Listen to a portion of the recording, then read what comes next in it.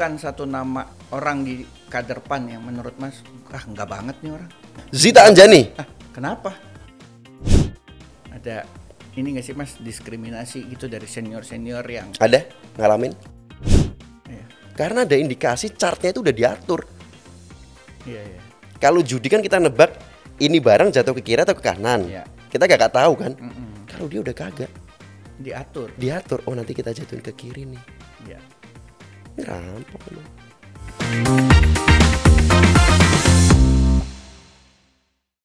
Assalamualaikum warahmatullahi wabarakatuh. Balik lagi di Pansos Podcast di PAN TV. Kali ini kembali gue diundang lagi ke rumah PAN, gedung DPP PAN ya. DPP PAN. Kali ini saya ditemani sama seorang, saya mau ngucapin selamat dulu tapi sama beliau nih. Selamat lagi. Mas Hakim untuk terpilih kembali di periode Alhamdulillah. berikutnya. Survive. Saya ada Mas Abdul Hakim Bafagi, boleh tepuk tangan? Assalamualaikum.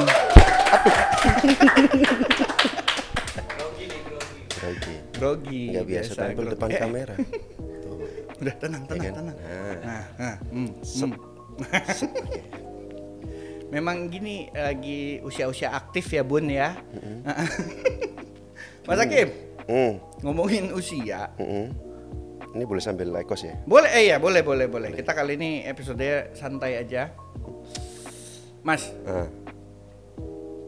umur 28 tahun waktu itu pertama kali 27 dilantik. 27 dilantik. Jadi anggota DPR RI. DPR RI. Kayaknya paling muda dari Jawa Timur deh waktu itu. Pertanyaannya adalah ngapain anak umur 27 tahun mau jadi anggota dewan? Ya kita ini kan kadang-kadang juga harus meneruskan perjuangan orang tua kan. Jadi gini ceritanya Ren. Kebetulan itu emang background keluarga itu banyak politisinya. Oke. Kakak itu wali kota di Kediri. Nah kebetulan di situ memang ngelihat program-program yang dicanangkan yang dibangun sama kakak itu berjalan. Jadi di kota Kediri itu periode pertama kakak per RT, bukan ketua RT ya, tapi satu RT-nya itu dapat 50 juta per tahun untuk pembangunan, untuk pemberdayaan masyarakat dan apapun itu yang disuakelola sama RT-nya. Oh, semacam dana desa yang versi itu nasional. Sebelum dana desa. Iya. Namanya Prodamas, program pemberdayaan masyarakat. Oke. Nah, kemudian kesehatan juga gratis, bahkan lansia-lansia yang kadang-kadang kalau orang di daerah itu kan mau ke rumah sakit takut. Itu dijemput pakai ambulan, pakai wiyu-wiyu gitu ke rumahnya. Dibawa ke rumah sakit, di treatment. Kemudian pendidikan juga SD, SMP, SMA waktu itu udah bisa gratis. Kemudian SMA diambil alih oleh provinsi kan.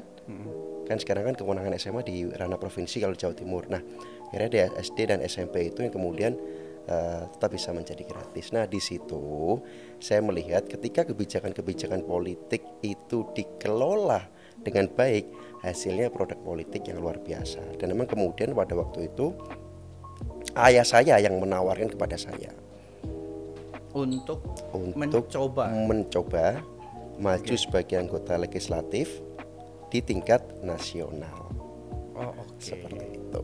Berarti adanya dukungan dari orang tua. Dukungan dari orang tua dan keluarga itu pasti. Dari diri sendiri juga ada nggak sih yang apa sih yang menarik di dunia politik untuk usia muda ya kita bicara ya, karena kan kalau kita bicara apalagi sekarang gitu ya, teman-teman Gen Z banyak kan mikirnya politik itu ya paling inilah paling politik umum. Itu brengsek, kotor gitu kan, ya kan, dan lain sebagainya. Gini, apa yang dipikirkan oleh Mas Hakim waktu itu? Sama kayak gitu juga. Ntar kayak gini, ntar kayak gitu. Cuman kan kebetulan karena aku ini kan tumbuh di lingkungan ini kan lingkungan politisi nih. Kebetulan kantor PAN Kota Kediri dari awal PAN berdiri sampai dengan sekarang itu depan rumah persis. Dan kebetulan memang rumahnya bokap juga itu. Memang dekat dengan dunia politik. Jadi memang gimana kalau kan kayak ada istilah kalau kita sering main di toko parfum pasti ikutan wangi juga. Nah sama. Nah kemudian di situ bisa ngelihat dari sudut pandang yang lain bisa ternyata dikelola dengan baik juga di situ. Dan contohnya tadi program berjalan dan bagus. Dan kita apa yang nggak ada kaitannya dengan politik ini apa? Orang kita kalau PDKT itu kan juga politik. Bentar. Definisi Maksudnya- gampangnya politik ini kan siasat untuk mencapai tujuan tertentu. Nah, kalau seperti saya sekarang sebagai politisi itu berarti politik praktis. Kemudian ada istilahnya politik dagang. Ya kan? Macam-macam. Kalau mungkin kita lagi deketin seseorang nih, contoh ente yang deketin cewek nih atau calon nih, ya kan? Gue udah Itu panik kan tadi, cewek politik pakai atau romansa. lagi. Sama sebenarnya tujuan untuk mencapai sesuatu. Oke. Gitu. Tujuannya seperti itu. Jadi oke. Nah, setelah akhirnya terjun periode kedua, Mas. Ada bedanya nggak sih, Mas? Pada saat periode pertama sama ini di persiapannya dulu deh, di kampanyenya. Oh, pasti. Karena gini. Kebetulan daerah pemilihan Kuren itu bukan kampung halaman. Jadi walaupun banyak orang yang punya persepsi, oh hakim ini karena ada privilege kakaknya sebagai wali kota, kemudian punya jaringan di Kediri dan sebagainya. Mohon maaf, dapilku itu bukan di Kediri, di Mojokerto Raya, kota kabupaten, Jombang, Nganjuk, Madiun Raya, kota kabupaten. Malah bukan di Kedirinya. Bukan di Kedirinya. Jadi awal-awal terjun di daerah pemilihanku itu Jawa Timur 8 masuknya, kagak kenal siapa-siapa. Bentuk jaringan baru sering ditipu orang. Ngalamin 3 kali bikin jaringan. Kita kumpulin, kita kasih pengganti transport, kita kasih PR untuk gerak. Kagak ada yang gerak. 2018. Satu itu kesulitan. Okay. Kita kan namanya di politik kan mesti punya jaringan yang kuat. Proses bentuk jaringannya pada waktu itu memang cukup sulit. Pertama, kemudian yang kedua, Abdul Hakim siapa di Jawa Timur 8? Anak muda, masih cengenges, siapa yang mau percaya? Itu kesulitan di awal-awal. Nah, kemudian di periode kedua ini, alhamdulillah kepercayaan masyarakat sudah mulai tumbuh. Jaringan-jaringan saya yang pada waktu itu memang membantu saya masih saya rawat. Tapi mohon maaf Bapak Ibu, kalau memang ada yang terindikasi, istilahnya pasti adalah yang olah-olah, nipu, itu ya memang ya mohon maaf, saya harus memprioritaskan yang benar-benar berkomitmen dengan saya. Jadi itu masih saya rawat. Selama periode pertama ya menjaga hubungan baik dengan mereka. Insya Allah tidak ada satupun yang ditinggal. Masih berlanjut sampai dengan sekarang. Jadi nggak mulai dari nol lagi. Periode. Udah nggak mulai dari nol lagi. Tapi dapilnya sama, Mas. Dapilnya sama. Okay. Alasan tidak dapat di dapil kota Kedirinya sendiri kenapa, Mas? Ada senior saya, Mas Rizky Sadik, Ketua PAN Jawa Timur. Di situ. Jadi kalau memang udah ada kursinya di situ, daripada berebut kan sayang. Nah, ada satu dapil ini yang kebetulan incumbent-nya pindah ke Jakarta. Ini sebelumnya dapilnya Mas Eko Patrio. Iya, Mas Eko yang kemudian ke Jakarta. Nah, kalau saya pada waktu itu nggak maju di sana, itu persentase PAN untuk dapat kursi ya tidak semaksimal ketika saya turun. Di periode pertama ya. Pas periode kedua ya tinggal menguatkan. Ada beda strategi nggak, Mas? Penggunaan medsos mungkin, karena kan medsos. 5 tahun sebelumnya juga medsos sudah ada ya. Medsos sudah ada, cuman apa yang mau di-branding juga, rekam jejak agak ada. Kalau yang kedua ini kan memang perkenalan lah ya. Pertama perkenalan. Yang kedua karena mungkin rekam jejak juga ada, baik di daerah pemilihan ataupun kerja-kerja nyata saya di Senayan, itu bisa kita blast, bisa kita sampaikan kepada masyarakat ketika ketemu langsung ataupun melalui medsos. Cuman kan ya memang kadang-kadang kalau saya ini kan sama medsos kan ada kayak malu-malunya kadang-kadang. Bukan pengguna yang aktif banget gitu. Mulai aktif. Ya, kebetulan teman-teman di DPP PAN seringkali memberikan teguran kepada saya untuk mulai aktif itu. Ya. Maksudnya diarahkan untuk lebih aktif. Lebih aktif gitu? Ya. Oke. Namanya Mas Doro itu. Boleh sambil ngopi ya? Boleh, silakan. Terus. Mas Hakim, kalau masuk pertama kali, usia masih muda, selain dari kesulitan memperkenalkan diri sama masyarakat, ketika akhirnya menjabat, pelantikan dan bertugas, ada ini nggak sih Mas diskriminasi gitu dari senior yang Ada ngalamin? Ngalamin? Entah itu beneran atau saya yang baper nggak tahu ya. oh iya benar. Cuman benar. saya ngelihatnya atau ngerasanya seperti itu. Boleh cerita tipis nggak usah detail banget lah. Ya kan. Biasanya bentuknya seperti apa? Gini, walaupun memang lingkungan saya itu keluarga politisi, tetapi keluarga itu membantu sampai dengan 19 April 2019, maaf 14 atau 19 April 2019. Setelah selesai pemilu, selesai coblosan, nggak ada briefing apapun. Jadi kebetulan memang sampai Senayan tuh gak tahu apa-apa juga. Yang mesti memposisikan diri bagaimana dan sebagainya. Belajarnya lebih ke otodidak. Otodidak. Nah kemudian di situ kan memang pasti senior itu ya wajar lah. Ini siapa nih bocah ini nih dan lain-lain sebagainya. Yang sering kali muncul pasti pertanyaan, kamu anaknya bupati mana? Kamu anaknya wali kota mana? Karena dia bapakmu ngasih sebagai muda apa? tadi ya? Itu yang muncul. Ya saya bilang enggak, bokap gak jadi apa-apa. Dia mau bilang gimana? Kakak wali kota, tapi dapilnya beda. Ya privilege yang saya miliki ya kebetulan keluarga banyak udah bergerak di ruang lingkup politik, akhirnya tahu gimana caranya mesti bikin jaringan yang tepat, gimana langkah-langkah strategi pemenangan pemilu. That's it, sampai situ aja. Selebihnya mau privilege apa? Iya. Ya gitu. Setidaknya ilmu dan pengalamannya lah ya. Pengalaman untuk pemenangan pemilu. Sebatas itu aja. Sampai situ aja. Kemudian kalau di ruang lingkup legislatif itu hampir nggak ada pengalaman. Karena kakak kan sebagai eksekutif, wali kota. Jadi udah nyemplung aja udah. Oke. Ibaratnya kalau bercanda-bercandaan itu udah deh dikasih satu pelampung, dilempar sama bokap ke kolam pelung, udah kamu mesti selamat di laut tuh. Siap bos. Jadi gitu. Ya berarti ya udah modalnya sampai tadi pemilu itu aja ya. Habis itu ya udah. Kayak nabrak sana, nabrak sini, ngelihat gimana yang udah beberapa periode ngomong, kita belajar. Kemudian waktu itu ya kebetulan memang kapoksi saya di komisi 10. Kapoksi saya tuh cukup banyak ngajarin mesti bagaimana. Namanya Bu Dewi Koryati, dapilnya Bengkulu. Itu yang banyak ngajarin saya.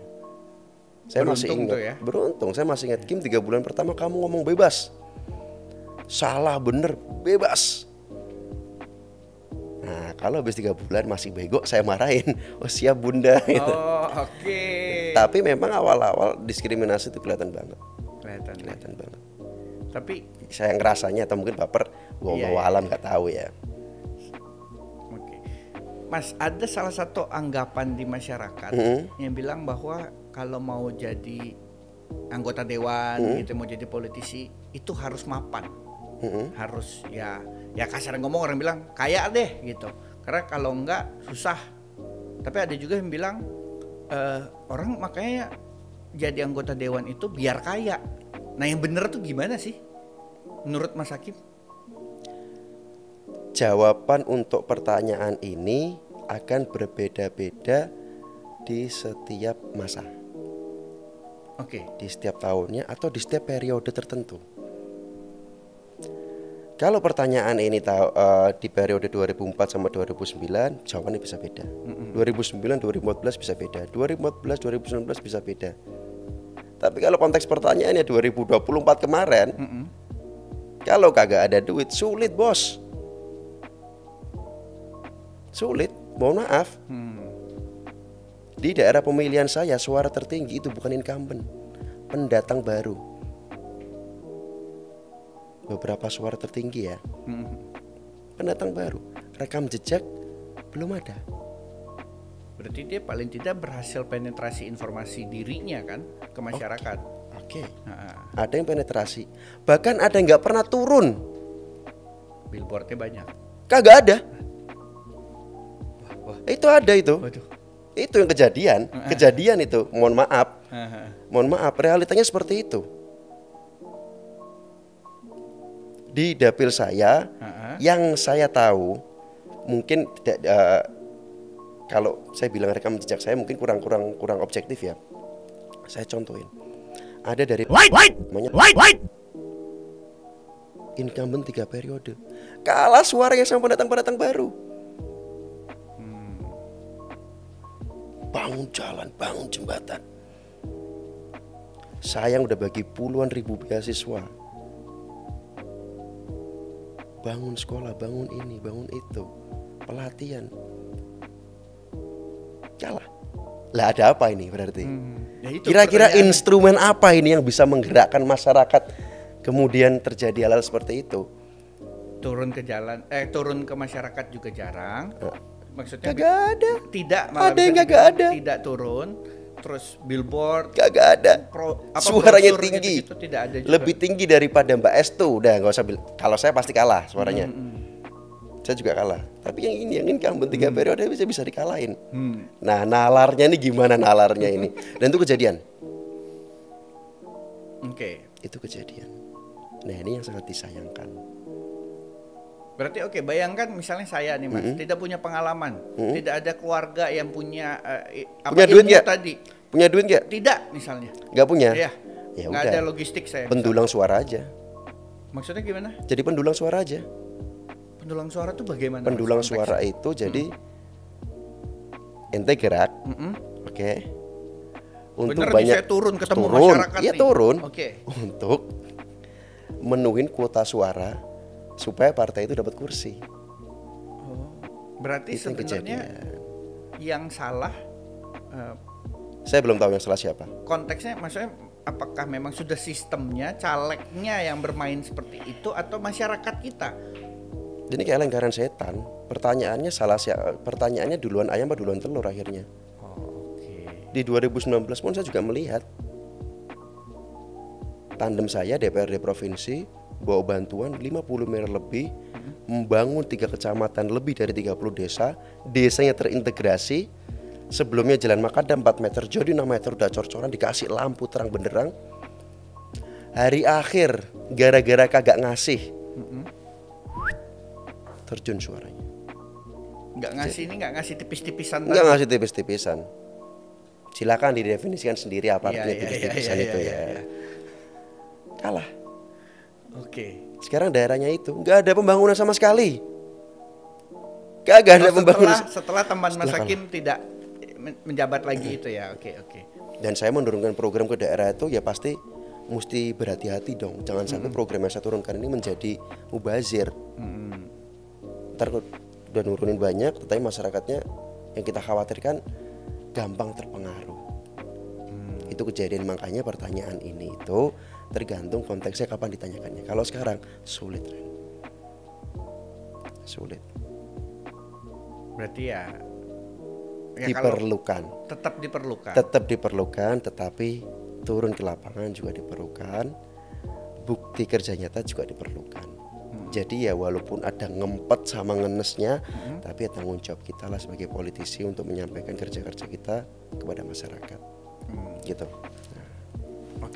Oke, ya, agak berat mendadak tiba-tiba padahal dari awal Kan kita pengennya nyantai. Iya, dari awal kita waktu WhatsAppan bilangnya bakal santai aja ngobrolnya gitu ya kan. Ya sekalian aja. Oke, Mas. Mohon izin sambil ngerokok. Kita bahas soal ini dulu. Tadi media sosial. Sekarang udah mulai aktif di medsos. Di IG Mulai. terutama. Instagram. Iya kan? Instagram. Lagi aktif-aktifnya kalau kulihat ya, olahraga. Olahraga. Ya olahraga Ini bagian dulu dari sih. ini kampanye juga. Enggak sih, kalau olahraga emang suka.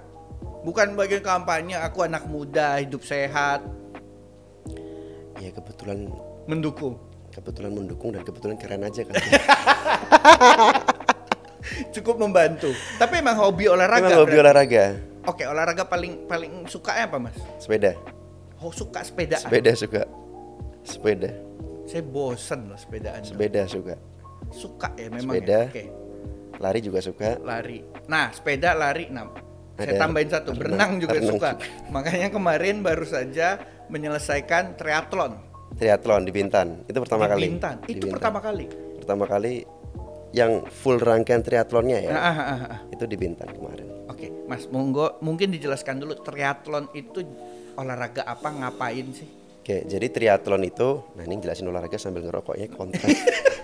Jadi triathlon itu teman-teman semua itu rangkaian atau gabungan daripada 3 olahraga. Ada renang, ada sepeda, dan ada lari. Nah, ada kategori-kategorinya. Yang kemarin yang saya ambil itu masuknya yang sprint. Jadi renangnya 1,5 kilo di laut lepas. Laut. Oke. Oke, sepedanya 40 kilo, dilanjutkan lari 10 kilo. Gitu. Nah, yang paling puncak dari rangkaian triathlon itu namanya full Ironman. Oh ya, pernah dengar. Itu jaraknya Itu beda. lebih serem lagi. Nah, yang saya pengen besok, insya Allah di bulan Oktober mungkin itu Ironman 70.3, 70.3. Jadi renangnya 1,8 kilo atau 1,9 kilo lupa saya di laut lepas. Sepedanya 90 kilo, dilanjutkan lari 21. Half marathon dong. Marathon. Sebenarnya tahun 2022 kemarin itu udah ikut Ironman. Oke. Cuman karena persiapannya mepet, larinya dilanjutkan oleh teman saya. Oh. Gitu. Dan memang seru sebenarnya triathlon itu. Karena nguji mental, nguji ketahanan, dan kita mesti bener-bener ngatur strategi kapan kita harus ngegas, kapan mesti nahan ritmenya biar nggak habis di belakang. Itu kemarin yang di Bintan selesai berapa lama, Mas? 3 jam 15 menit. 3 jam 15 menit. Kondisinya hujan. Hah? Jadi setelah keluar dari laut, pas mulai sepedaan, udah mulai sepeda dapat 10 menit hujan. Sampai selesai lari. Sampai selesai lari. Gila, olahraga 3 jam tuh gimana sih konsepnya? Tapi oke, apa sih yang Mas maksudnya cari sebenarnya dari olahraga? Kan ada yang olahraga memang untuk membiasakan hidup sehat. Ada yang itu untuk healing katanya, biar lebih sehat mentalnya, dapat apalagi kalau yang ikut sering lari-lari di beda-beda kota gitu kan, sekalian wisata juga. Atau pelarian dari kehidupan keras berpolitik mungkin? Kayaknya tiga-tiganya kali ya. Dan pelarian dari kesendirian. Jadi memang masih jomblo saat ini, Mas Hakim. Jangan jomblo dong, single gitu. Single ya. Marwahnya lebih tinggi. Oh iya, marwahnya lebih tinggi. Ya refreshing lah. Refreshing. Adrenalin juga, ketahanan mental juga, sehatnya bonus lah. Karena juga kalau kita bicara hidup sehat juga kadang-kadang juga masih ngerokok kayak gini kan, ya ngimbangin aja lah biar nggak terlalu nggak sehat ya. Banget. Gitu. Tapi ngatur makan apa gitu nggak sih, Mas? Makan ngatur. Nggak apa high protein sementara ini gitu. Atau karena mau pas lomba aja? So far baru beberapa minggu ini nyoba ngurangin gula. Nyoba ngurangin gula sama konsumsi karbohidrat. Dikurangin dan ternyata lebih seger sih. Ya, ngurangin gula lebih enteng di badan. Nah, jadi kalau dipakein baju biar kelihatan lebih atletis aja kan. Biar lebih instagramable. Iya, bener. Pakai jasnya keren. Enggak, kalau pakai jas sekarang udah keren. Oh iya udah. Ya kan, kalau pakai pakaian olahraga aja biar lebih keren. Oh iya benar. Olahraga kan ngepres gitu soalnya. Ya kan, kalau triathlon tuh kan bajunya kan bener-bener ngepres. Pastilah. Baju sepeda tapi yang langsung celana sama baju jadi satu. Oh iya. Jadi satu. Oh itu dari pas berenang udah begitu. Nah, itu bajunya. Jadi sebenarnya nggak hujan pun udah basah. Udah kan? Basah. Jadi kondisi sepedaan itu udah basah baju. Pertanyaan bodoh, Mas, mungkin nggak masuk angin. Ya kan adrenalinnya lagi tinggi, aman. Habis itu baru berasa ya malamnya. Gila, serem banget lah aku mikirinnya. Habis tapi enggak seserem yang dibayangin sih sebenarnya. Lebih ke mental kita. Iya sih. Mental kita bisa ngatasin itu apa enggak? Mental kita. Dia juga buat ngelatih mental aja sih di tengah kerasnya kehidupan ibu kota. Iya betul. Aduh. Ibu kota situ lagi. Udah bukan ibu kota Jakarta. Oh iya. Masih. Oh masih. Masih. Sekarang masih boleh disebut ibu kota. Oke, pertanyaan selanjutnya. Tapi mungkin banyak yang nggak tahu juga Aku cuma mau infoin aja, Mas Hakim ini juga pernah menjadi presiden Persik Kediri. Oh pernah. Ya kan? Tapi bukan itu yang saya mau bahas. Itu udah cukup banyak lah orang tahu. Nah, kesukaan Mas Hakim soal olahraga, terus apalagi pernah terjun langsung gitu ya di sepak bola, industri olahraga. Lalu kemudian menjadi anggota dewan. Salah satu program, bukan program lah ya, yang dihasilkan oleh Mas Hakim, yang sempat ramai di media, yang saya sempat googling adalah mengenai RUU Kesejahteraan Atlet. Itu apa sih Mas sebenarnya? Apakah itu tercipta karena memang tadi suka olahraga dan lain sebagainya? Tapi jelasin dulu deh, RUU Kesejahteraan Atlet itu sebenarnya apa Mas? Oke. Jadi karena memang kebetulan teman-teman saya banyak yang atlet dan juga ada yang udah pensiun dari kehidupannya sebagai atlet yang berprestasi dan ternyata nasibnya nggak bagus-bagus amat, itu yang mendasari saya cukup punya concern terhadap kesejahteraan atlet. Kita kalau ngeliat dari dulu kemudian atlet-atlet kita yang prestasi dan pensiun ternyata nasibnya ya ada yang bisa survive, ada ternyata yang tidak bisa. Karena memang nggak ada payung hukumnya untuk mengakomodir mereka. Oh, di situ. Tapi bukannya ini ya, kalau atlet pasti jadi PNS gitu, ASN. Nah, itu kebijakan tiap daerah masing-masing. Oh, bukan aturan ya. Payung hukum yang menaungi pada waktu itu belum ada. Di situ yang kemudian Komisi 10 pada waktu itu memang mencanangkan rancangan undang-undang sistem olahraga nasional. Nah, di situ awal-awal saya menjabat, saya suarakan juga di rapat. Jangan sampai kemudian atlet yang berprestasi cuman sekedar diajak foto sana sini selfie, setelah itu nasibnya nggak jelas. Ya walaupun pada waktu itu ngomongnya sambil gagap-gagap sih, kan awal-awal. Gak sekeren barusan. Gak sekeren barusan. Ini kan karena podcastnya 2024, kalau waktu itu ngomongnya gitu. Nah di situ kemudian saya suarakan, ini mesti masuk nih. Pasal-pasal yang mengatur kesejahteraan atlet mesti masuk di rancangan undang-undang olahraga nasional. Rancangan undang-undang olahraga nasional. Nah, sistem olahraga nasional. Nah kemudian disitulah lahir Undang-Undang nomor 11 tahun 2022.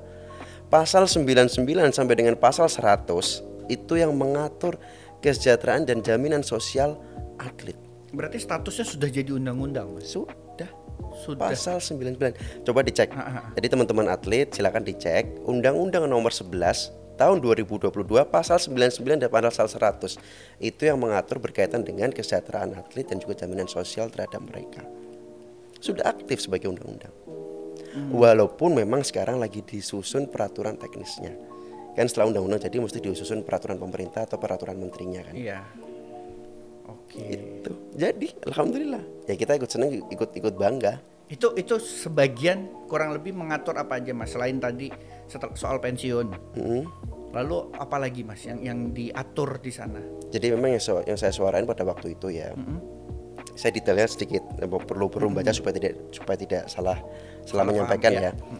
Jadi memang pada waktu itu yang saya sampaikan di rapat, saya pinginnya itu konsepnya gini Ran. Kalau atlet itu berprestasi di tingkatan Porprov, itu menjadi tanggung jawab pemerintah kota atau kabupaten. Oke. Kalau atlet itu berprestasi di tingkatan PON, maka itu menjadi tanggung jawab Pemprov. Tapi kalau kemudian atlet tersebut berprestasi di kancah internasional, berarti menjadi tanggung jawab pemerintah pusat. Okay. Nah kemudian itu diaturlah di pasal 99 dan pasal 100 yang mungkin teknisnya nanti bisa teman-teman baca daripada saya, kan jangan sampai salah menyampaikan di situ kan, cukup detail soalnya di. Tapi intinya sudah masuk. Okay. Udah masuk, tinggal nunggu antara peraturan pemerintah atau peraturan menterinya itu. Turunannya. Karena undang-undang setelah aktif kan mesti ada peraturan teknisnya antara PP peraturan pemerintah atau perpresnya kan, atau permennya untuk menjalankan daripada undang-undang itu. Jadi dari Sabang sampai Merauke, insya Allah sekarang atlet-atlet kita yang sudah pensiun dan berprestasi insya Allah sudah dijamin. Boleh. tangan. Itu keren banget loh. Itu keren banget loh menurutku. Itu keren banget karena ya kita tahu ya banyak ya kalau beberapa atlet-atlet kita yang dulu-dulu gitu. Banyak pol gitu. Kalau Aku pernah ingat banget aku pernah baca nonton bahkan waktu itu di kayak berita-berita siang-siang gitu pulang sekolah gitu kan ada atlet sepeda kita level nasional internasional kalau nggak salah itu jadi tukang beca. Aku lupa maaf namanya siapa tapi itu aku jadi kayak astaga. Tapi yang beliau tahu ya hanya mengayuh sepeda. Iya. Gitu. Oh iya juga ya kayak kita nggak kepikiran. Teman saya tinggal di Surabaya. SEA Games Wushu. Oke. Satpol PP. Jadi Satpol PP. Tapi udah seneng dia itu. Ya. Sedih ya? Iya sih. Sedih. Dan atlet-atlet rata-rata bisa bertahan di kota besar. Iya gimana yang kalau atlet-atlet sepeda, contoh sepeda, dia tinggal di Jakarta, jadi road captainnya anak-anak sepeda di Jakarta, bisa. Oh masih bisa. Masih bisa, cukup udah hidupnya. Tapi kalau daerah, gimana daerah? Kan beda. Cara komunitasnya bergabung di komunitasnya juga beda kan. Gitu. Nah itu satu yang ya. Yang saya hasilkan dan saya cukup seneng lah bisa menghasilkan 2 pasal di Undang-Undang Olahraga Nasional itu. Ada resistensi nggak sih Mas waktu awal kan maksudku Mas Hakim kan bisa dibilang pada saat itu tuh idealis nih masih muda terus punya kedekatan emosional dengan dunia olahraga sehingga mau bawa itu gitu kan mau bawa topik itu gitu. Ada resistensi nggak sih Mas dari teman-teman yang lain? Gak ada. Alhamdulillah semua mendukung dan ikut mengawal. Mungkin karena topiknya memang tepat gitu iya ya. Dong. Tapi ada saran nggak Mas? Karena kan idealisme itu adalah sesuatu yang normal melekat pada anak muda.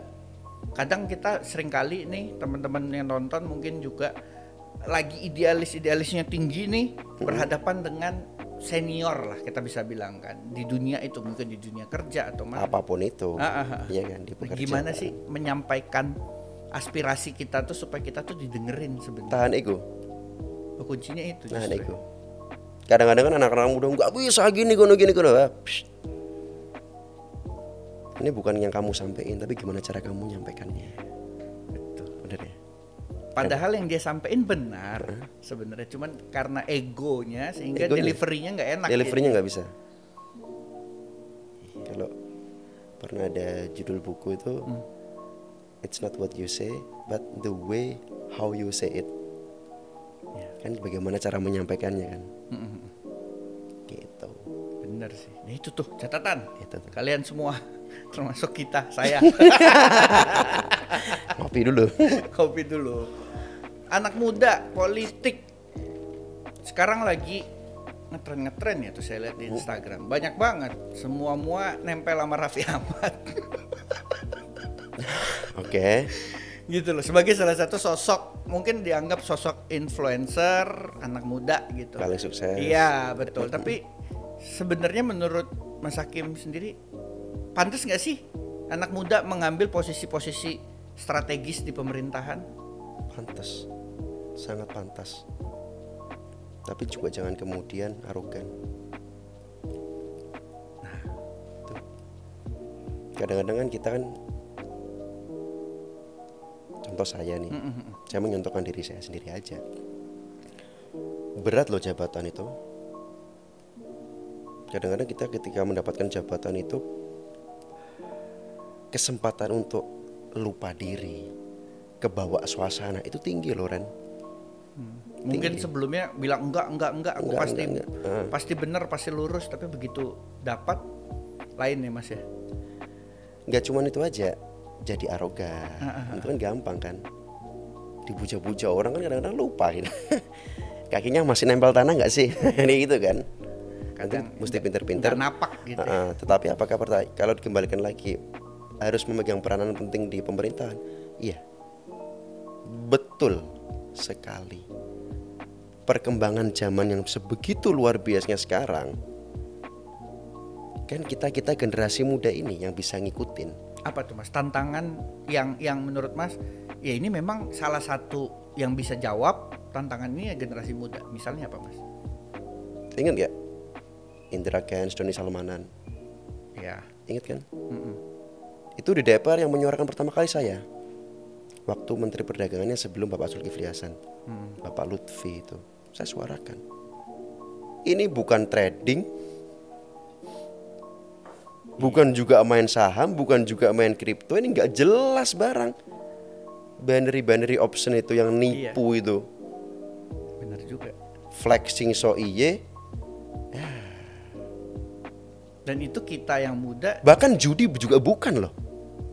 Oh, itu yang bahkan itu bukan judi ya? juga bukan loh. Iya. Karena ada indikasi chartnya itu udah diatur. Iya.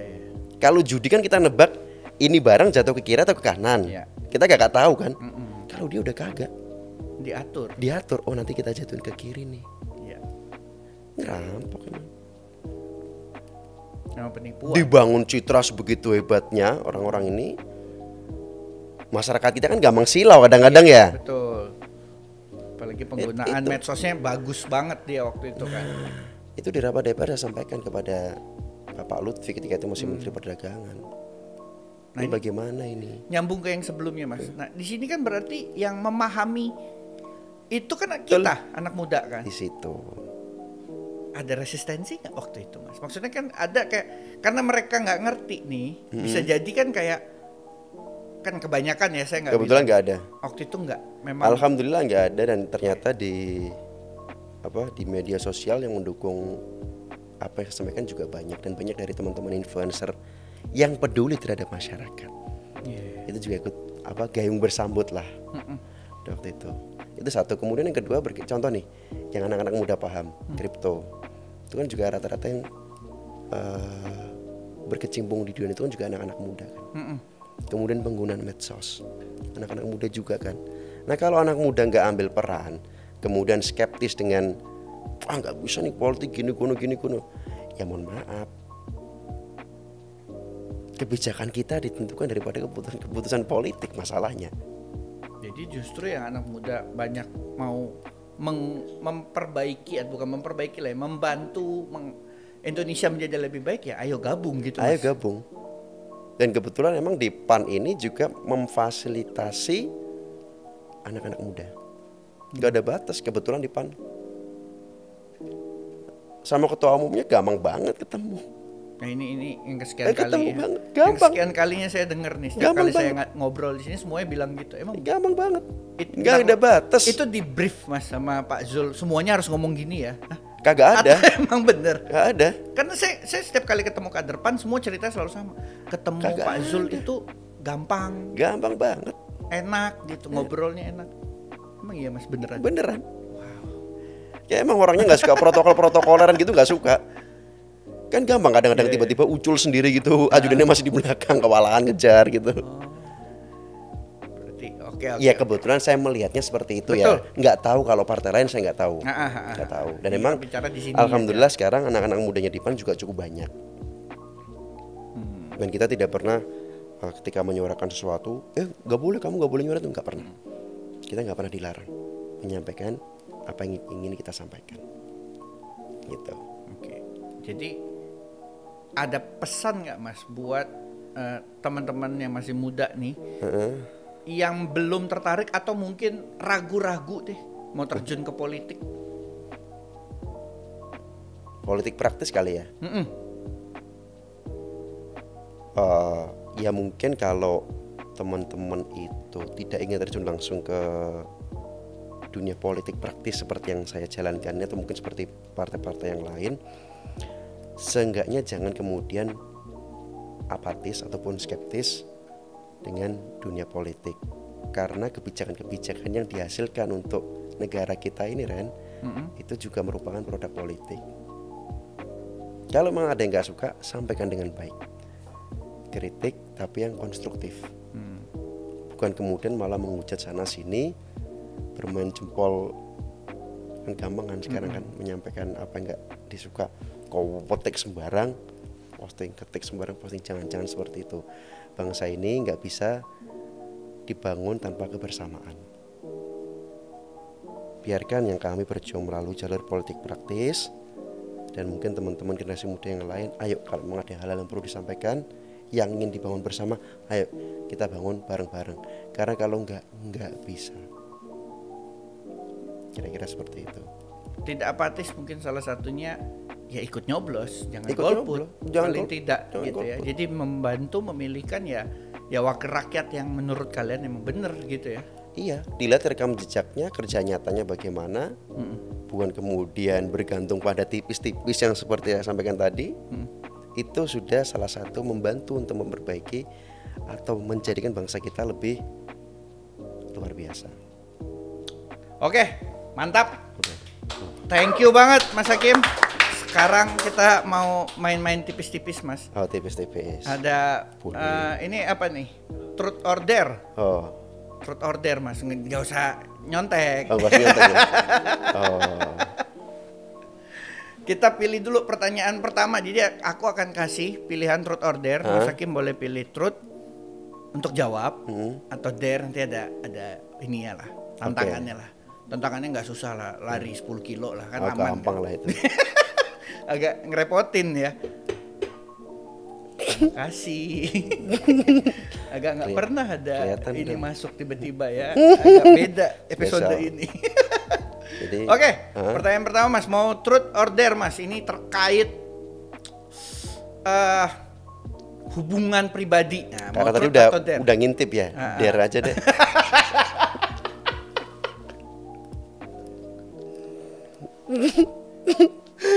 Sekarang udah ngintip jadi dare aja. Dare aja. Jadi nggak mau jawab. Oke, saya bacain pertanyaannya. Oh, boleh, ya. boleh. Pertanyaannya adalah apakah sekarang sedang kondisi single atau sedang menjalani hubungan? Kan kalau ngaku ke publiknya single, cuman kalau di sini saya tanya single atau menjalani hubungan. Langsung memilih adalah dare. Dare langsung. Dare. Jadi gimana nih? Nah, itu satu gigit aja Mas. Satu gigit. Oke, Aman ya Mas? Aman. Kuat. Coba di zoom ya, tolong pastikan ini Kamera mana wajahnya. ini? Udah cukup. Gue yang ini lo asem lo langsung lo. Ayo. Ini kalau- Aman Mas? Aman. Aman. Ini nggak ada air gitu. Gini banget deh pepepan. Nggak ada airnya. Terus Oke, pertanyaan kedua Mas. Gimana? Aku bacain Nggak dulu boleh ya. ngintip berarti ya? Nah, akan dibacain juga. Oke. Nggak usah sebut isinya, cuman mau tahu aja. Siapa yang terakhir di DM di Instagram? Truth or dare? yang di DM di Instagram. Grup lari. Nah, Apa grup goes? sa Serius. kalau Grup kita cek goes. yakin nih, Grup goes. kalau nggak salah. Benar. Yang orang selain grup. Boleh dilihat dulu, nggak usah dijawab. Udah. Kalau dari ekspresinya udah Ada. senyum-senyum. Ada. Hah? Dimas. Dimas itu siapa? Dimas. Ajudannya ketum. Oh berarti masih dari DPP juga. DPP juga. Oke. Oh, hidupnya politik sekali ya. Tahu nggak? Emang Tapi beneran? tadi ada lari Beneran. Tapi tadi ada lari. Nih, Oh iya. Dimas. Oh iya betul. Oke, mantap. Nomor 3 Mas. Pertanyaan ketiga. 3 kata untuk kriteria pasangan. Nah, ini sih jawab lah. Masa mau ditutup juga? Oh.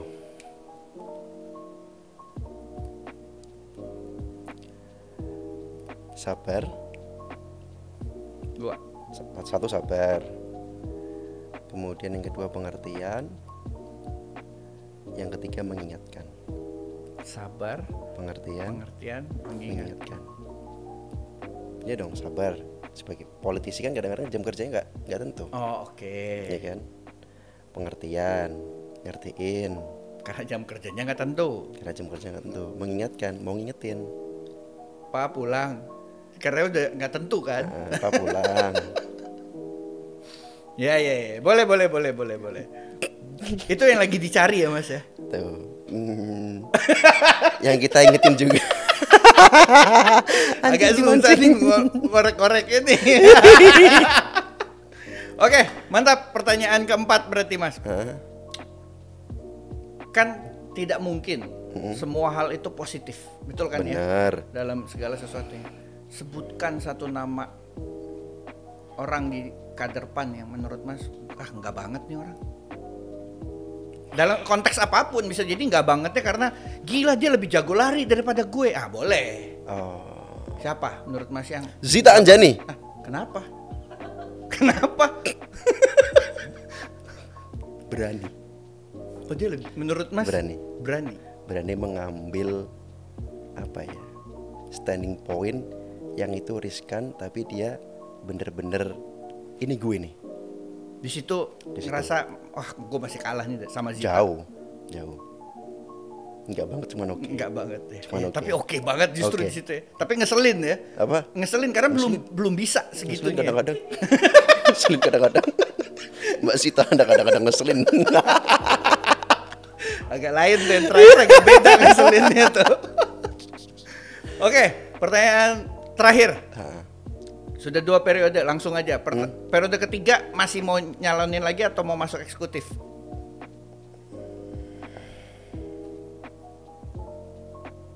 Menimbang-nimbang kalau situasi pemilunya seperti tahun ini. Maka? Ya belum tahu. Kalau ke eksekutif mau lihat dulu. Lihat sikon dulu. Di periode ini ada ini nggak Mas? Tawaran-tawaran eksekutif. Ada. Lalu? Bocor-bocor tipis lah. Enggak, serius enggak? Serius enggak? Udah ada obrolan ini. Serius enggak? Di Nganjuk pada nanyain. Oh, udah nyebut nih langsung nih. Saya jawab enggak di Nganjuk. Nganjuk. Kediri juga enggak. Kabupaten Kediri juga enggak. Kenapa Mas? Belum. Di Senayan belajar, menurut saya belajarnya masih kurang banyak. Masih bikin belajar lagi. Dan masih pengen sering-sering main ke DPP PAN. Ya bener sih, kalau udah jadi kepala daerah susah. Sulit. Siap kalau gitu, boleh tepuk tangan. Oke, thank you. Terima kasih banyak Mas Hakim. Ini episode paling unik menurut saya karena beda nih, tiba-tiba kru bilang ada truth order katanya. Aneh banget, saya juga bingung. Iya emang apalagi tadi yang lewat ke depan itu cukup unik krunya itu. Iya. Pakai kerudung hitam. Namanya Ana. Waduh. Cek aja Instagramnya. Masih apa? Masih jomblo juga tuh infonya tuh. Apa? Masih jomblo. Jadi teman-teman, ini masih dilanjutin kan? Jadi kalau teman-teman yang pengen cek aja Instagramnya Ana ANNAMUCIIA. Kapan lagi ngerjain Ana? Oke, kalau gitu Mas Hakim. Thank you semuanya. Aku ucapin terima kasih banyak banget untuk waktunya. Terima kasih semua kru yang bertugas. Thank you, kru. Kita ketemu lagi di episode Pansos TV selanjutnya. Pansos Podcast selanjutnya di PAN TV. Assalamualaikum warahmatullahi wabarakatuh. Waalaikumsalam warahmatullahi wabarakatuh.